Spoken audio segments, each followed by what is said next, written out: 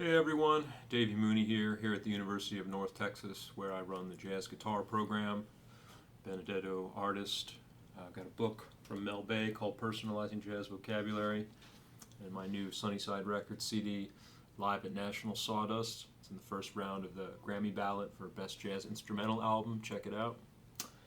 And I wanted to talk a little bit today. My last video I talked about formal chord melodies, solo guitar arranging, where I take a standard, usually a ballad or something like that, and do a kind of almost compose a little classical piece based on the harmony of the tune with various techniques. You can check out the video I did, I Got It Bad and That Ain't Good. And today I wanted to demonstrate and talk about how I approach a more informal solo guitar setting where I'm kind of just blowing over the tune, because if I do a 3-hour solo gig, back in New Orleans I used to do those a lot. I don't have 3 hours of worked out fancy arrangements, and I don't know if that would be the right vibe for a 3-hour gig anyway. So I have a lot of simpler arrangements where I can play. Some of them are worked out, parts of them are worked out where I can play the head, do a little bit of embellishment, and then solo over the tune. So I'm going to demonstrate that on a song that I've been playing for many years, called Like Someone in Love, and then I'll talk about my process and how I go about doing that. All right, enjoy.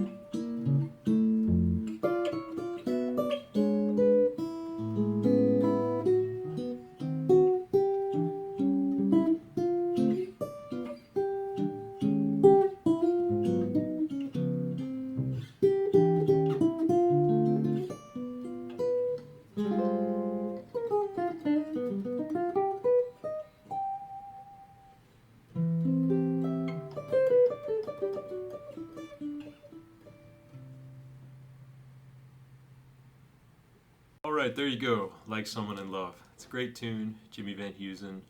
What's his name? Johnny Burke. I guess wrote the lyrics. Somebody Burke. And yeah, I guess primarily when I think about what I'm doing, playing that melody and then soloing on the tune, the best metaphor I can think of is juggling. Not that I know how to juggle, but I'm constantly going back and forth between melody, chords. I'm juggling almost like kind of three elements, sort of a melody part,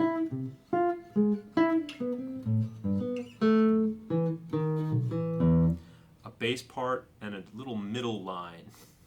It's kind of how I think about it. I don't necessarily have them all going at the same time, but I try to create that illusion. So like for instance, just very technically for a second, if I got C, the chords of that tune, I'm doing it in C. So C major, kind of E7, A minor.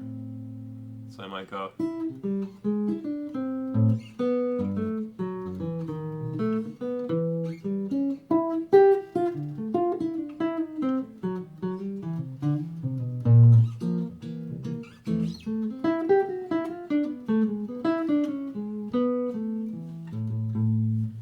Just in that short little, whatever that was, 8 bars or something, yeah, I've got, in my mind, I'm thinking about some stuff that I would do, sort of single notes. I'm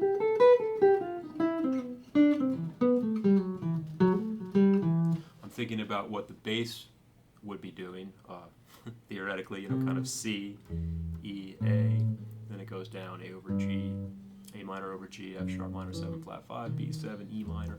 Thinking about that, and I'm also thinking about maybe if I can get some kind of little, I don't know, inner voice, maybe a tenor voice or something. If this is the soprano, I don't know.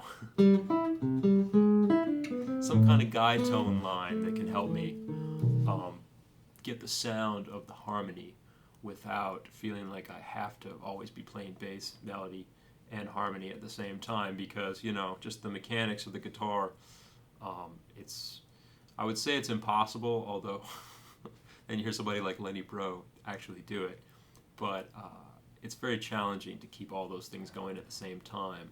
So I just try to alternate between them and trick you that they're all going on at the same time. And another thing that I do a lot to create that illusion is I worked very hard on being able to control the dynamics of different parts. So if I want to be able to maybe make the top part stick out a little bit and be louder, so I can go. Let's see.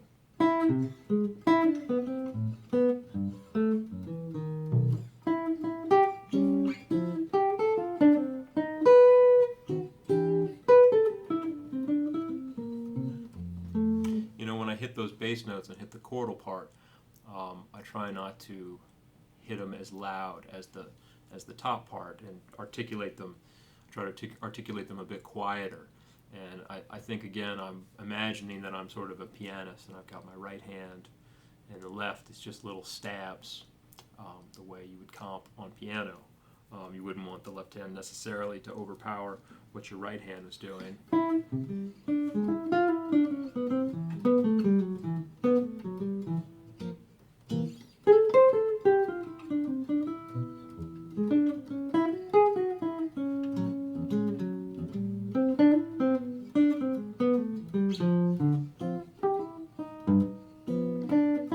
Sometimes I do want to hit it kind of hard on the bass, so I can try to control those elements and make sure I can differentiate and bring out different voices in that whole swirl that's going on. Coming up with interesting metaphors today. Another thing, there's controlling the dynamics and also controlling the relative sustain in those different voices. So I can go like.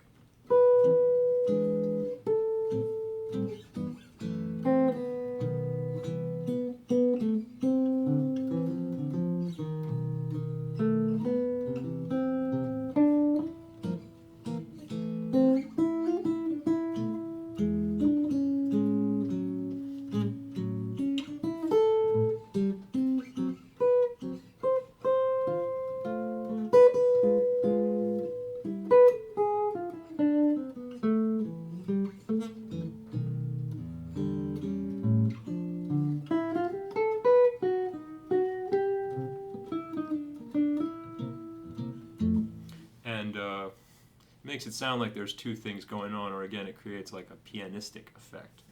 And I think, the master of that, again, it's a Lenny Bro thing, that where, he'll actually literally have the two parts,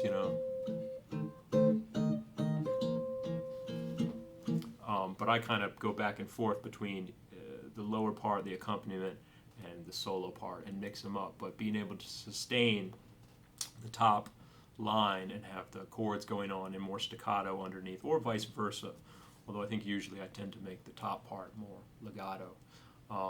It makes it sound like there's always something happening, even if one thing is just...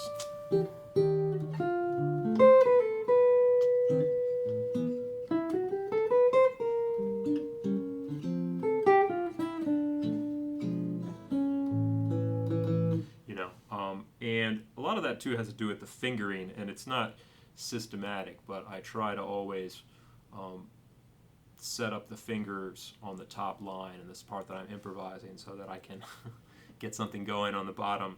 And it just comes from, I guess, knowing a lot of chord shapes, a lot of chord grips, and having those be kind of automatic,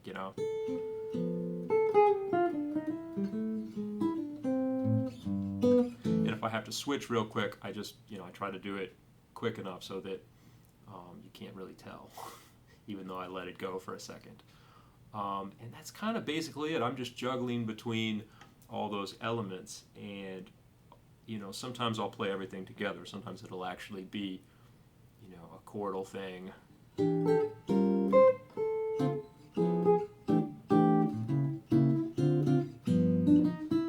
But I try to make that be just one element in what I'm doing, so that again I can have the melody going, or melody meaning like the single note soloing part going on with some chordal accompaniment, controlling the relative volumes and the relative articulation of each part, and then sometimes playing everything together. And I just mix it up, say a prayer, hope for the best, and there you have it. All right, thanks y'all. Take care.